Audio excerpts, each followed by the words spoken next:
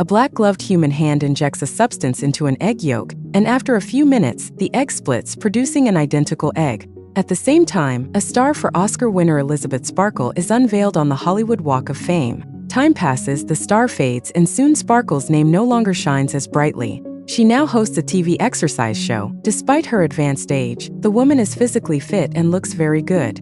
However, one day she goes to the bathroom, and seeing that the women's room is out of order, she enters the men's room. Inside the booth, she hears the voice of the show's producer, Harvey, saying that Elizabeth is outdated and that the show needs a young, beautiful girl. It is time for Sparkle to retire. After all, her Oscar is at the dawn of cinematography, and it is time to make way for the younger generation. Elizabeth goes to lunch with the producer, where he laughingly announces her retirement and leaves with a friend. The woman sees a fly in her wine glass and feels helpless as well. On her way home, the actress is distracted by workers removing her billboard and gets into an accident. At the hospital, the doctor recognizes the star and compliments her, but the woman begins to cry because all her fame is now behind her. Embarrassed, the doctor says goodbye and leaves. However, a young nurse suddenly begins examining Elizabeth's back, muttering that she is perfect for the experiment. Before leaving, he slips a flash drive into her pocket with an ad for a product called Substance. Elizabeth reads the product when an older man calls her. It turns out to be her old classmate, Fred.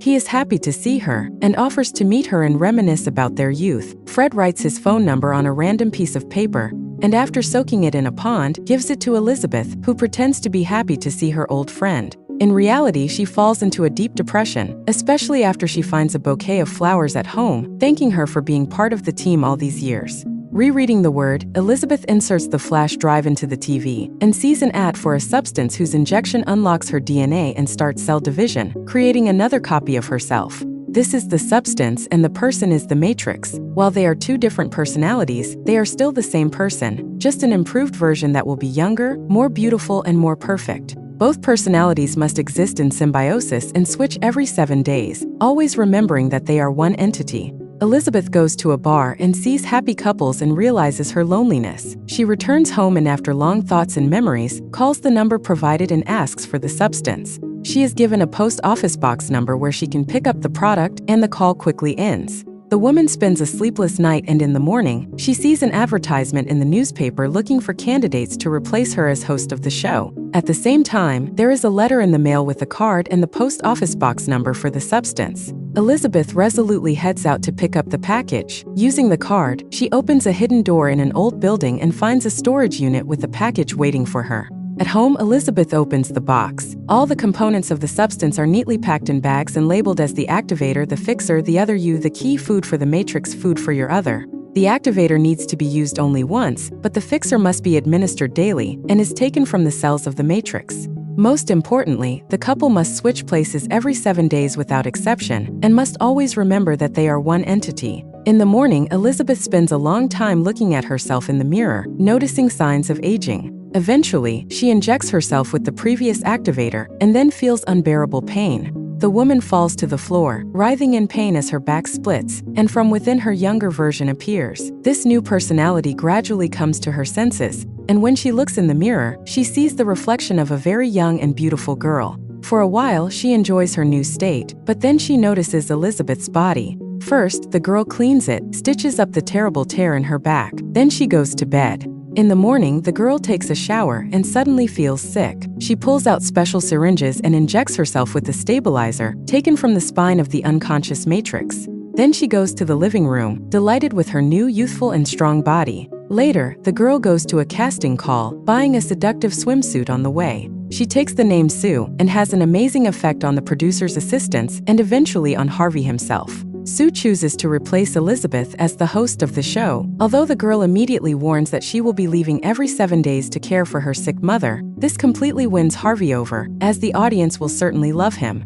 Sue begins to enjoy the fame that once belonged to the original. However, the week passes quickly, and it is time for a switch. Sue attaches special tubes to her arms, allowing the substance to flow through them. Elizabeth soon regains consciousness, while Sue's body slips into a coma. The woman cleans herself up and goes to the television studio, where Harvey presents her with a gift from the crew. Upon returning home, Elizabeth marks the days she can be herself on her calendar. Sue spends all her time at home. At the end of the week, she receives a letter about a new batch of the material being delivered to her mailbox.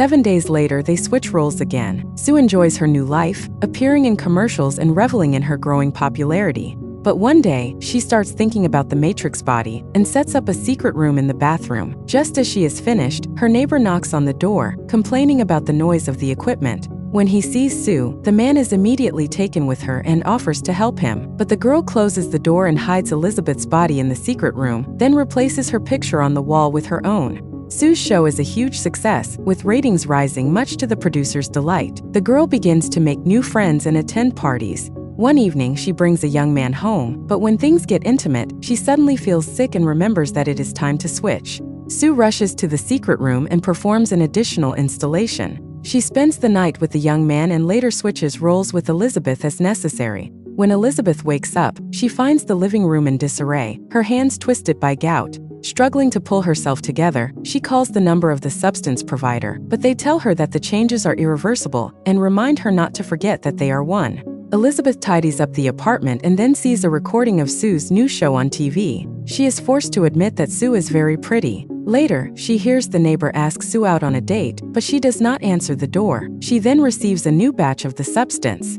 On her way out, she stops at a cafe, where an old man starts a conversation, lamenting that 7 days is too long to wait to get back into the body. He drops his cards, and among them, Elizabeth sees a card that matches her substance card. She recognizes the young nurse who advised her to try it in his eyes. He knows that with each passing moment, it becomes harder to remember that you deserve the right to exist. Soon, the second part will literally start to consume her. Elizabeth runs home, bumping into Sue's boyfriend, who of course does not recognize her. But this makes her remember Fred. She dials his number, and her cheerful classmate arranges a meeting at a coffee shop. Elizabeth dresses up, puts on makeup and hides her hands under gloves. But unexpectedly, she sees a billboard with Sue's picture on it. She is immediately disappointed, changes her makeup, and then wipes it off completely. She cries, takes off her dress and stays home, ignoring Fred's constant calls, and overeat to cope with her nervousness and insecurities. When it's Sue's turn again, she steps onto the set and begins the show.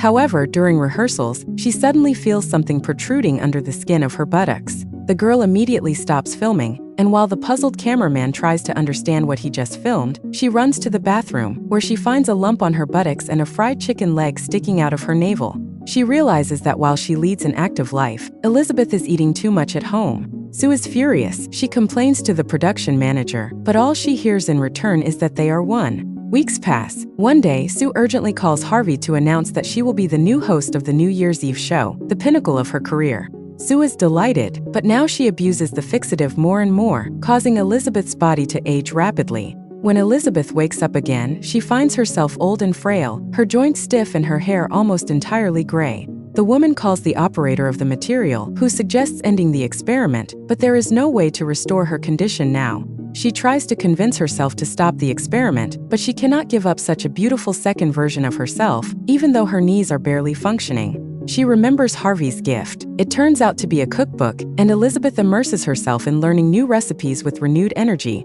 while Sue continues to dominate the television screens. One day, Elizabeth hears Sue laughing at her, mocking the aging star, which prompts her to eat even more. Elizabeth becomes so angry that she vows to end the experiment. Switch day comes, and once again, Sue finds a room full of leftover food and empty bottles. In order to gain independence and take advantage of the Matrix's helplessness, Sue stockpiles the fixative for 3 months. However, the day before the show is to air, the fixative runs out. Sue calls the supplier to ask for more, but he says Elizabeth is the only source, and they must switch to replenish the supply. There is simply no other choice. Sue, semi-conscious, begins the switch. Her boyfriend hears strange noises coming from the bathroom, but the girl does not open the door, as inside is a hideous bald woman with a deformed hump. Finally, she screams at him and he runs away. Elizabeth, now a horrific creature, calls the material operator and begs to end the experiment. She then heads for the final push. Back at home, she drags Sue's body into the living room and prepares to inject her with the serum that will kill her duplicate. With the syringe ready, she looks around, staring at the pictures of Sue for a long time. She realizes that she cannot kill her younger duplicate.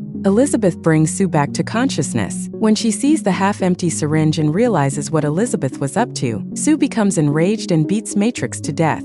Afterwards, she goes to the New Year's Eve parade. She puts on a gorgeous dress, but suddenly Sue feels sick and runs to the bathroom. It turns out that with the death of Matrix, Sue's body has begun to deteriorate rapidly. First, her teeth fall out, making it impossible for her to smile at patrons, which Harvey so desperately wants. Then one of her nails falls off and her ear falls off. In a panic, Sue rushes home, where she injects herself with the last of the tonic, hoping to create a new version of herself. Instead, a monstrous hybrid of both versions, Eliza and Sue, is born.